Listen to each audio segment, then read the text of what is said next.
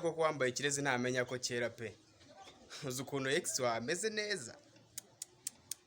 Ibaze kuko agakosa yakoze ukanga kumubabarira. Yaje iwanjye yaragakosoye. Ubundi nta gihombo cya mbere wagize nko guhomba uramuko. Narongoye kuwa kane kuwa gatanu muje narapfa kuwa gatandatu narapfa ntetse ibijumba birapfuba n'inzu moto bimbwa zirawuma iyumvire ibyago nagize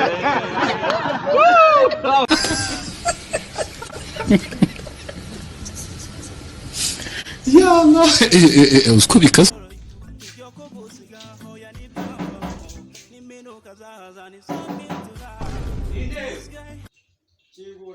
Chegura na amahirwe y'ibiki amahirwe kumanga rimwe ntabwo ajya kumanga gatatu amaze gukumenya ho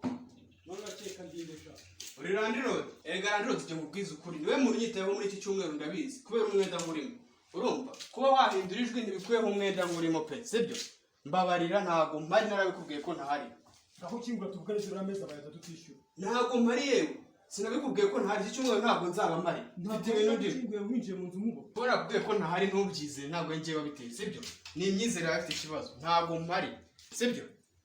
kandi azira message zawe unyandikira mitondo saa 7 nimugoroba nk'imiti ya muganga uzigabanye pe ninza nzakubwira yana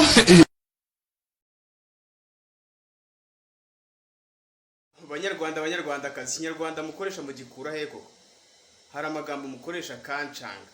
nk'iyo umuntu akubwiye ngo kabisa abashatse kuvuga iki kabisa ni inshinga ni iki